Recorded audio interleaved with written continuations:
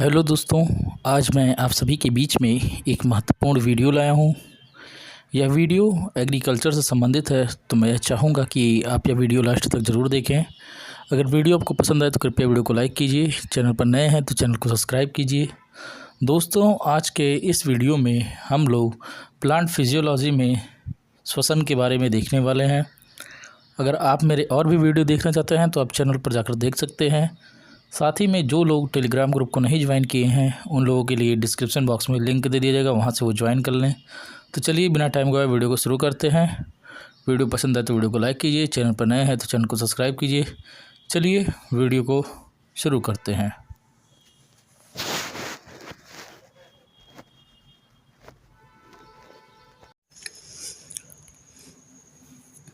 श्वसन, जिसको इंग्लिश में क्या कहते हैं तो रेस्पायरेशन। अब आता है प्रकाश श्वसन या ग्लाइकोलेट मार्ग चक्र।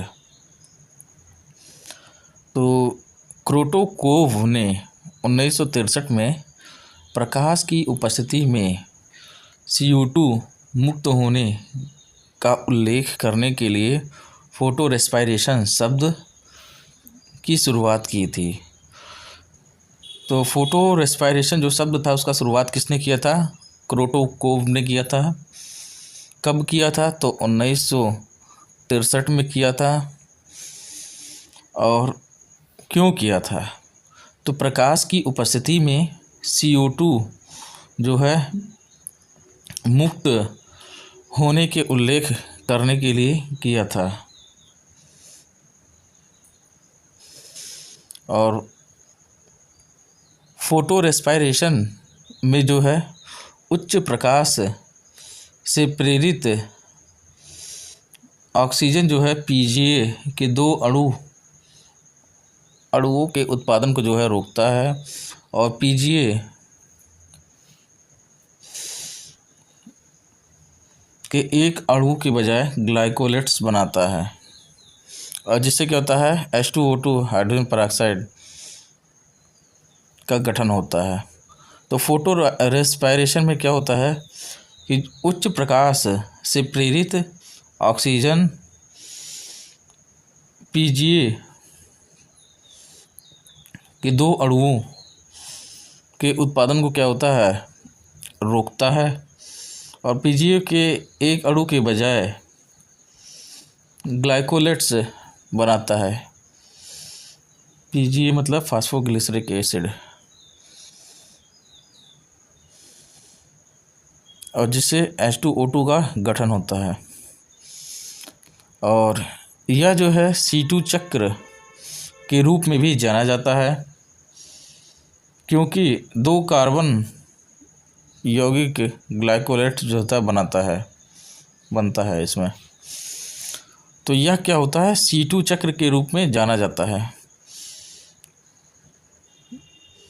क्यों जाना जाता है? क्योंकि इसमें दो कार्बन यौगिक ग्लाइकोलेट बनता है, और इसमें क्या होता है ATP ऊर्जा का निर्माण नहीं होता है, और यह जो होता है ऊर्जा खपत यह हानिकारक प्रक्रिया है। और यह क्लोरोप्लास्ट, पेरोक्सीसोम्स और माइटोकॉन्ड्रिया के मध्य जो है संपन्न होता है। तो ये जो क्रिया है कहाँ संपन्न होता है? तो क्लोरोप्लास्ट, पेरोक्सीसोम्स और माइटोकॉन्ड्रिया के मध्य संपन्न होता है।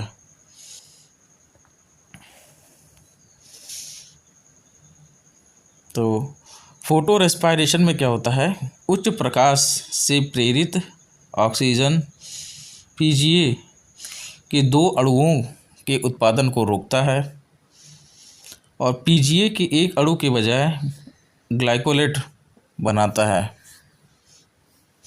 और जिससे क्या होता है हाइड्रोजन पेरोक्साइड का गठन होता है। और यह जो है C2 चक्र के रूप में भी जाना जाता है, क्योंकि दो कार्बन यौगिक ग्लाइकोलेट बनता है इसमें, और इसमें क्या होता है ATP का निर्माण नहीं होता है।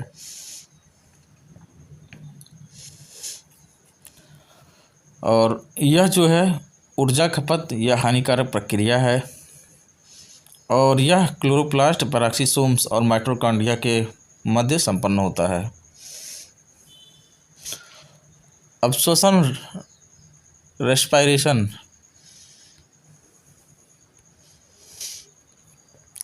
तो श्वसन में क्या होता है, विभिन्न प्रकार संश्लेषक उत्पादों, विशेष रूप से कार्बोहाइड्रेट के ऑक्सीकरण द्वारा जो है ऊर्जा मुक्त होती है। श्वसन में क्या होता है, विभिन्न जो प्रकाश संश्लेषक उत्पाद हैं, जिसमें विशेष रूप से कौन आता है, तो कार्बोहाइड्रेट, उसका ऑक्सीकरण होता है और ऊर्जा मुक्त होती है। जैसे C6H12O6 ग्लूकोज जो है, ये CO2 carbon dioxide plus H2O जल और 686 किलो कैलोरी ऊर्जा मुक्त होती है। तो ग्लूकोज जब टूटता है तो किसमें, CO2 जल और एनर्जी निकलता है, उसमें से कितना निकलता है एनर्जी, तो 686 किलो कैलोरी। ये यहाँ पे इम्पोर्टेंट है। ये श्वसन में जो है विभिन्न प्रकार से कितना जो है एनर्जी मुक्त होता है, तो 686 किलो कैलोरी ये आता है। और श्वसन की क्रियाविधि, तो श्वसन में क्या होता है, पहले और सामान्य चरण को ग्लाइकोलाइसिस या EMP मार्ग कहा जाता है। श्वसन के में क्या होता है, पहले और सामान्य चरण को ग्लाइकोलाइसिस या EMP मार्ग कहा जाता है। और इस चरण में क्या होता है, ग्लूकोज के एक अणु जो है पायरुविक अम्ल के 2 अणुओं में बनाता है। ये भी इम्पोर्टेंट है।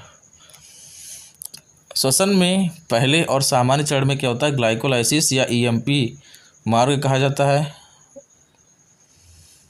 पहले चरण को। और इस चरण में क्या होता है, तो इस चरण में ग्लूकोज का जो एक अणु होता है वो पायरुविक अम्ल के 2 अणु बनाता है, और इसलिए ग्लाइकोलाइसिस का अंतिम उत्पाद क्या होता है, पायरुविक एसिड होता है। ये भी बहुत इंपॉर्टेंट है कि ग्लाइकोलाइसिस का अंतिम उत्पाद क्या होता है, तो पायरुविक एसिड होता है। और यह क्या होता है कि अवायवीय स्थिति के तहत साइटोप्लाज्म में होता है। यह अवायवीय स्थिति के तहत साइटोप्लाज्म में होता है। और एसिटाइल को ए, यह ग्लाइकोलाइसिस और क्रेब्स चक्र के बीच लिंक अणु है। और पायरुविक एसिड के 2 अणु का आगे जो है लिंक और क्रेब्स चक्र के माध्यम से ऑक्सीकरण किया जाएगा। पायरुविक एसिड के 2 अणु का आगे लिंक और क्रेब्स चक्र के माध्यम से ऑक्सीकरण किया जाएगा।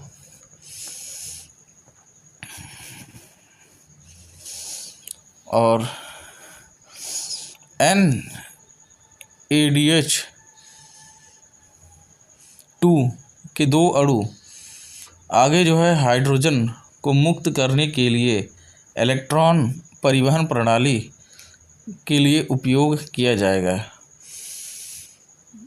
NADH2 के जो है 2 अणु आगे जो है H2O मुक्त करने के लिए इलेक्ट्रॉन जो है परिवहन प्रणाली का जो है उपयोग किया जाएगा। और शुद्ध उत्पादन क्या होता है, तो ग्लाइकोलाइसिस में 2 ATP का। शुद्ध उत्पादन में क्या होता है, तो ग्लाइकोलाइसिस में 2 ATP का। लेकिन NADH2 के 2 अणुओं को ATP के 6 अणुओं की उपज के लिए एरोबिक रूप से ऑक्सीकरण किया जाएगा। NADH2 के 2 अणुओं को ATP के 6 अणुओं की उपज के लिए एरोबिक रूप से ऑक्सीकरण किया जाएगा। और इस प्रकार ऑक्सीजन की उपस्थिति में ग्लाइकोलाइसिस के माध्यम से ATP का कुल 2 की बजाय जो है 8 का निर्माण होगा। तो पहले 2 ऊपर और उसके बाद में 6 अणु, टोटल 8।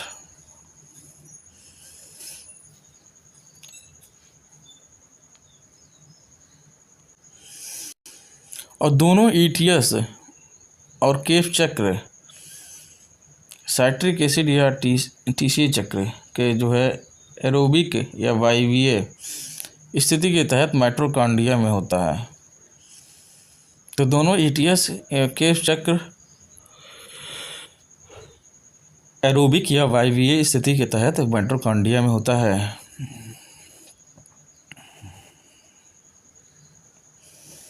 और श्वसन के दौरान जारी जो ऊर्जा है, ग्लूकोज के एक अणु के टूटने के दौरान शुद्ध 36 एटीपी अणु बनते हैं। ये भी इम्पॉर्टेंट है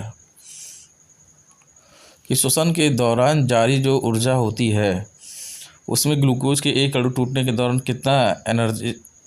कितना जो है एटीपी अणु बनते हैं, तो 36 एटीपी अणु बनते हैं। अब श्वसन भागफल क्या होता है, जिसको रेस्पिरेटरी क्यूटेन कहते हैं। तो RQ श्वसन में जो है अवशोषित ऑक्सीजन की मात्रा और मुक्त की गई CO2 के आयतन का अनुपात होता है। पहला तो जितना इनहेल किया जाता है और उसके बाद जितना मुक्त किया जाता है, और इसे क्या कहते हैं, श्वसन अनुपात भी कहा जाता है। और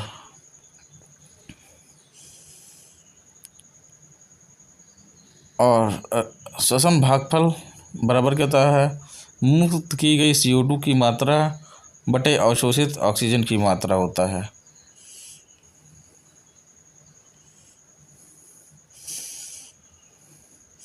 और कुछ उत्पादन में RQ का मान कितना होता है, तो फैट में 0.7 होता है, प्रोटीन में जो है 0.8 to 0.9 होता है, कार्बोहाइड्रेट में 1 होता है, और स्यूकुलेंट्स में जो है 0 होता है, कार्बनिक अम्ल में 1 से ज़्यादा या फिर 1.33 होता है।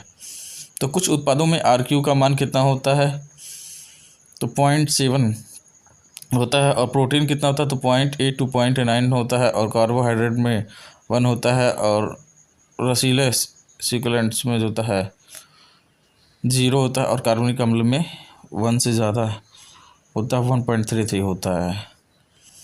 तो इसमें कुछ पॉइंट इम्पॉर्टेंट है बेहतरीन, कि ग्लूकोज के एक अणु टूटने के दौरान कितने एटीपी अणु बनते हैं, तो 36 एटीपी अणु बनते हैं। और ये इसका फार्मूला भी पूछ सकता है कि RQ का जो होता है फार्मूला क्या है, तो मुक्त की गई CO2 की मात्रा बटे अवशोषित O2 की मात्रा होती है। और शुद्ध उत्पाद ग्लाइकोलाइसिस में कितना होता है, तो 2 ATP का होता है, और टोटल कितना होता है, तो 8 का निर्माण होता है। और जो है कार्बोहाइड्रेट के विघटन से कितना एनर्जी बनता है, तो 686 किलो कैलोरी जो होता है ऊर्जा मुक्त होता है। और श्वसन के जो है पहले व सामान्य चरण में क्या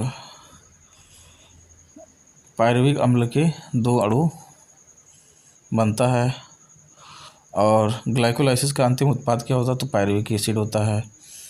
ये सब जो है इम्पॉर्टेंट है।